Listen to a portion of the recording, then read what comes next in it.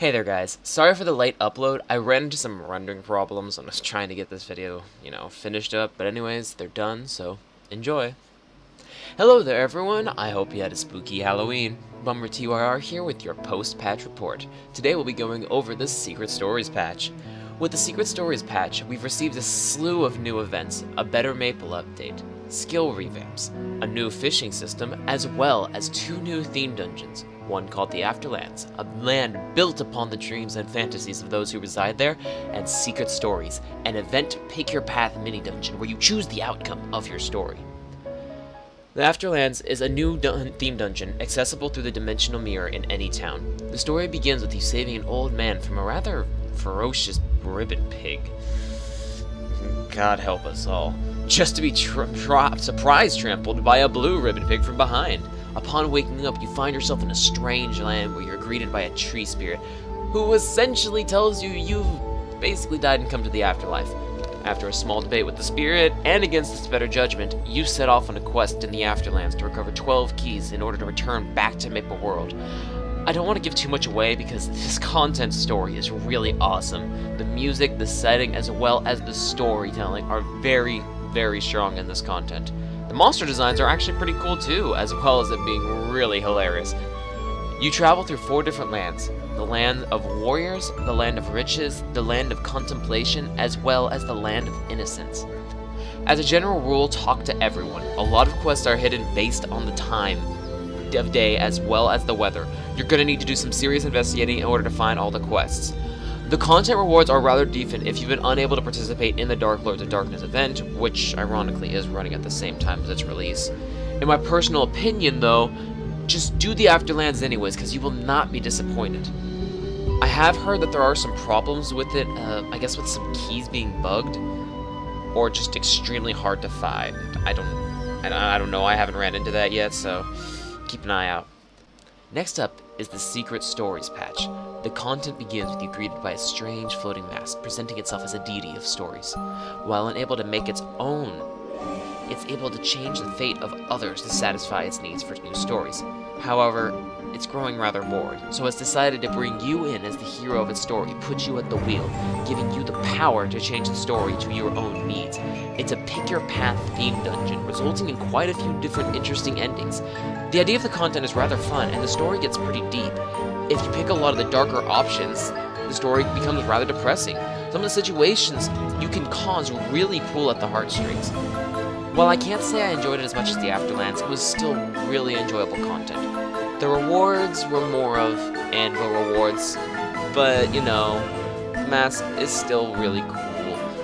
My only gripe with this content is that you have to wait a certain period of time before you can reset the story to play it over, forcing you to split it into multiple play sessions, which honestly not everybody has the time to do.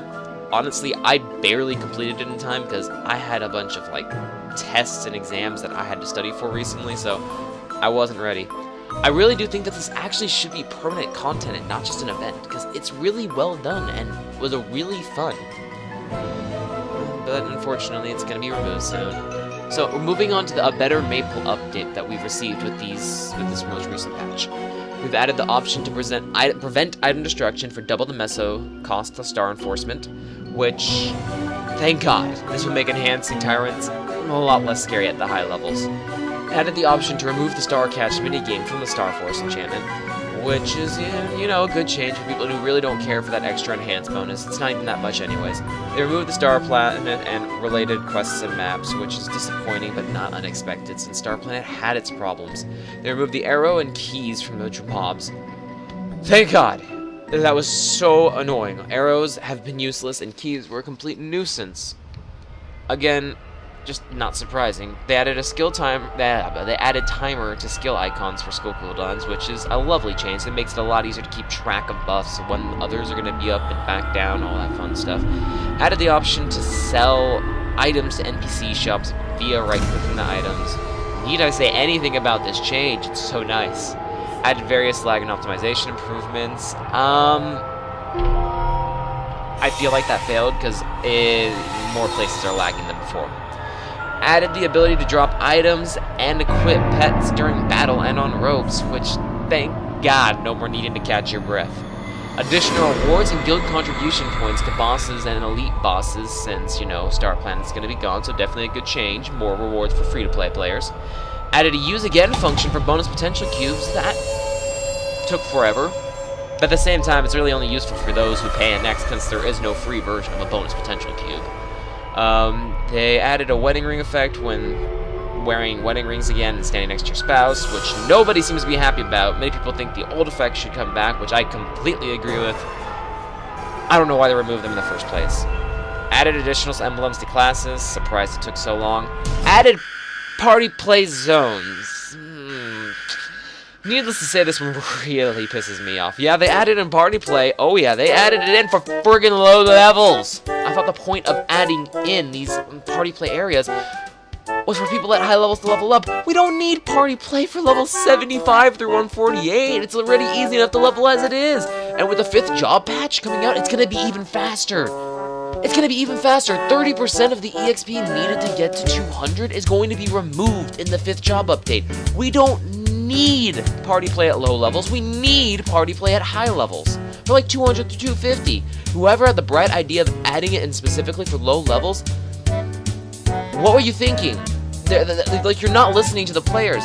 This system was clearly copied and pasted over from TMS, and it's just terrible. It's complete garbage, and it does the complete opposite of promoting a better Maple. That hurt my hand. Anyways, I could go on about this for a while, so we're moving on. I don't want to make this too long. Added a coin exchange event to remove old coins from your inventory. I like the sound of this. It's really, really good. Like, oh my goodness, I already have 66 V coins. It was perfect. This was a very smart move. They need to do this more often. Optimize the curse filter. It already got changed. It was really nice having the freedom to talk for a while it lasted, not having every single word out of your mouth censored. They added a new chat channel because, people communicate, I guess. A little too late for this. Revamp the Maple Rewards items, which I couldn't find any changes. I don't know if I was just missing them, but I personally couldn't find any changes. Skill revamps to Luminous and Kaiser and Angelic Buster, which I tried them. I can't say I like them. I mean, they're okay. Luminous and Kaiser's changes weren't really well received. I mean, I'm used to the Kaiser play because I have a KMS version. I have a KMS Kaiser, so it wasn't really that much of a change for me. But for other people, I can understand. I haven't seen anything really about the Angelic Buster, so I'm guessing the changes made it better. I mean, it didn't bug me, so.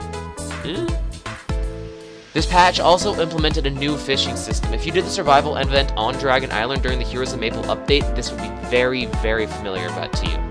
By catching more fish as well as completing new quests, you're able to unlock better fishing holes with better fish. Fish as well can be used as materials to craft rings, chairs, as well as some really potent potions, such as 30% damage bossing potions. I feel bad for any alchemists who have been trying to keep their alchemy up, because that's just a slap to the face right there. At the same time, it's nothing really too big, but it's definitely something nice to do on the side. The chairs are pretty neat as well. One of them makes you look like the DreamWorks logo. Do what? The wedding system receives another update, essentially just streamlining the content. Nothing exactly useful or game-changing at this point. It just makes it quicker. Moving on to that Halloween events that came this year. Our beloved Mysterion Mansion has returned bigger and better than ever, bringing back some very recognizable characters as well as new ones for a deep new story into the mystery of the masked man. I definitely approve of the changes to the mansions. It's no longer the boring copy-paste of the Olivia event we've been receiving over the past couple of years. It's an entirely new event, giving us a delightful retelling of the Pendergast Mansion story. By completing quests, you receive a sum of EXP as well as Kaleido spin tickets, which we'll touch on in a bit. By completing the entire story, you receive the masked man's mask. Pretty neat little equip, good for anviling, that is for sure. The Kaleido Spinner event is back, giving you a chance at some rather spooky rewards, such as new chairs, mounts, and usables. After you receive a Kaleido ticket by either completing a quest or by forging one from monster drops, you take it to the Spin Man in order to spin the spinner for a chance at a normal, large, or jackpot Kaleido box. I'd say I'm pretty happy with the rewards. There's a little too many random chairs, but other than that, you know what? It's great. It's really cool. The elite pumpkin zombies have returned, randomly spawning in the place of elite monsters. They drop a butt ton of Kaleido tickets as in order for you to get some more tasty treats from the Kaleido boxes. Kill enough of them and you'll get some sick looking chair, as well as a shiny new badge. The chair is pretty cool looking. I unfortunately haven't managed to obtain one myself though.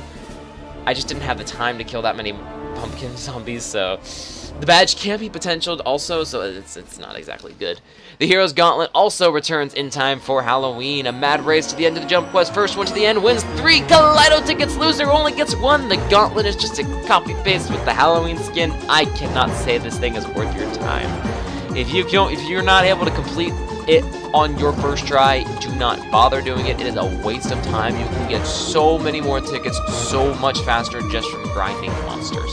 There's no reward. There's nothing from it. The Dark Lords of Darkness is back yet again. Pray to RNGesus for those dark totems. Won't touch on this because it's been done many times before. Anyways, when it's all said and done, I'd give this Halloween patch an 8 out of 10. The patch definitely had more good than bad implemented. The most glaring issues of this patch were mainly the terrible implementation of party play and the lag issues that popped up with the supposed optimization. Other than that, this patch was really well done, and it just shows that they can deliver quality patches. They can do it. Either way, I hope you're enjoying this patch, and hope you had a happy Halloween. I'll see you guys in the next patch.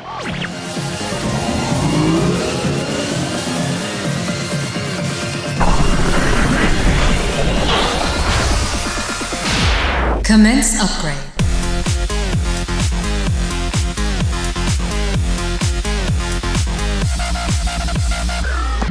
Happy Mapling, Maplers.